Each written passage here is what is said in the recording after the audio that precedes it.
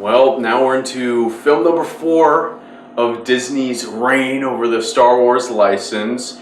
Definitely been mixed so far for a lot of people. Personally, I have enjoyed every single one of the films to varying degrees, but I've had fun with all of them. Granted, growing up, I was never a kid that really loved Star Wars or kind of like attached my name to that franchise. It's certainly one that I'm a fan of. I've seen all of the original trilogy multiple times, seen probably most of the prequels multiple times.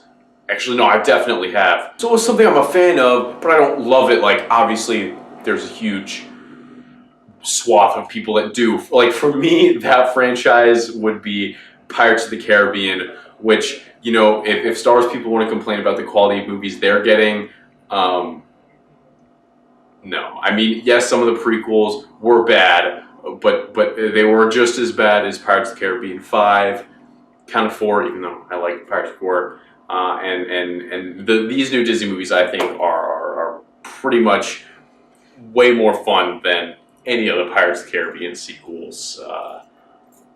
Even 2 and 3, which I thought were fairly decent films. Anyway, we're talking about Star Wars. So now we're at the 4th one, and I think that honestly what this film tells me is that it's time to begin to set our expectations at kind of medium levels for these films. I know that a lot of people are super invested in these, and hey, when you had to wait 10 years for another installment, I get it. You've waited 10 years for this, you want that next thing to be great. But that's not the plan anymore. You get a new one every year. That's great. I think we should just embrace that and try and enjoy it, because I don't think any of these films have been technically bad. They're all very well made. They all have some great scenes and great moments. The action set pieces are usually pretty fun. Story-wise, some of them certainly struggle. Character-wise, they're not all super memorable, but usually they're at least enjoyable films, right?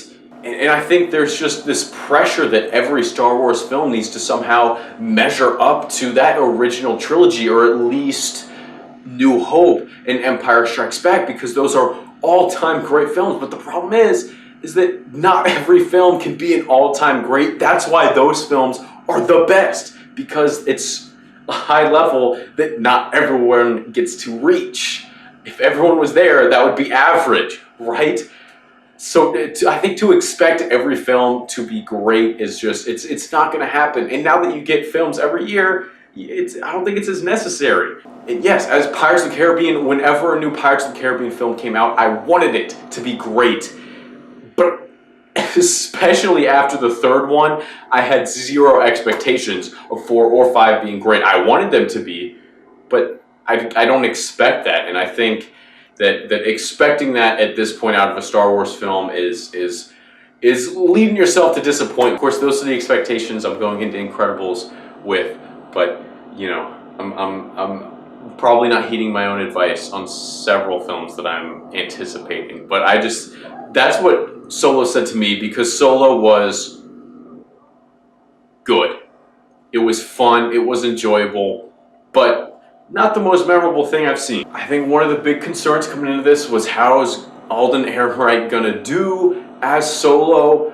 I thought he did fine. He has some nice facial expressions going on. He strikes the Solo pose when he gets his blaster towards the end of the film. His comedic timing was pretty solid, and I enjoyed him, but I can't say that this ever felt like, oh yeah, I can see him growing up to be Harrison Ford. No, the character, this Han was certainly not as memorable as Harrison Ford Han was, and even the small portion of the film that we got him in A New Hope. Lando, meanwhile, Danny Glover, of course, playing him, I thought perfectly matched Billy Dee's performance in Empire. When he first talked, the first line he said sounded almost exactly like how I remember Lando sounding in Empire, and the costuming was great for him. His dialogue was great, and he delivered it with just the right amount of suaveness and kind of cockiness. So you kind of see, like, oh, he's kind of a jerk, but I kind of like him. kind of like how Han Solo was supposed to be. So I thought Lando was great. And again, Han, like, he was fine, but he just didn't feel like Han to me, which is okay because I was kind of able to distance myself between like this film and the original trilogy. I was just, no, this is just its own thing, you know?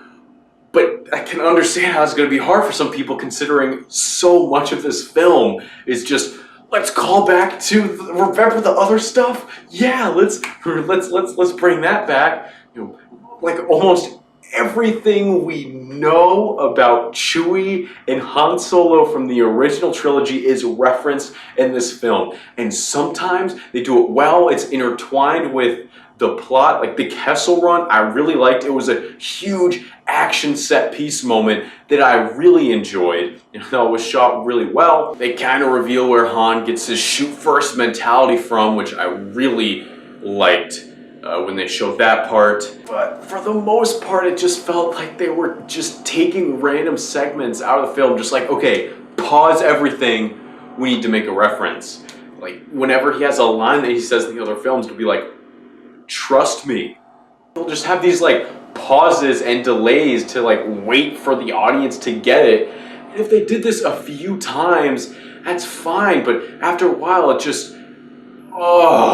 they're just these total like obvious things. It's like, I know, I get it, I saw the other movie, I understand, but this is not that, and I kind of want to separate them as much as possible because on its own, I think Solo is fine, but when you're constantly, the movie itself is trying to bring itself closer to New Hope and Empire, I'm like, nah, like, you're not that at all, you know? But going back to the Kessel Run, the action scenes, I thought most of the action scenes were fun. There was a few times where they had the kind of false suspense where it's like, oh, what's going to happen to Han? What's going to happen to Chewie, Orlando? But it's like, we know what's going to happen because they're in the other movies. But I thought most of the time they focused more on how things were going to happen and keeping that a mystery.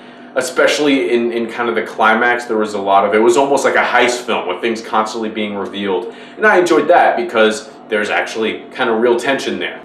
Woody Harrelson and Emilia Clarke were both kind of like Ehrenreich, fine in their roles. I didn't hate their characters, but I don't remember either of their names.